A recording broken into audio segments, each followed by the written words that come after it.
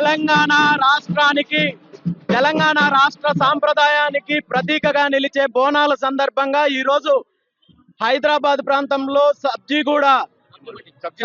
సబ్జీ మండి ప్రాంతంలో వెలిసిన శ్రీ నల్లపోచమ్మ మహంకాళి అమ్మవార్ల బోనాల సందర్భంగా ఈ కార్యక్రమానికి నన్ను ఆహ్వానించిన పెద్దలు శ్రీ మల్లేష్ యాదవ్ గారికి కట్టాలింగం గారికి ప్రత్యేకంగా ధన్యవాదాలు తెలియజేస్తూ బోనాల సందర్భంగా రామ్ కుమార్ అన్న గారికి మిగిలిన కమిటీ సభ్యులకు పెద్దలందరికీ కూడా ప్రత్యేకంగా ధన్యవాదాలు తెలియజేస్తూ బోనాల సందర్భంగా శుభాకాంక్షలు తెలియజేస్తూ ఆ అమ్మవార్ల ఆశీస్సులు అందరికీ ఉండాలి.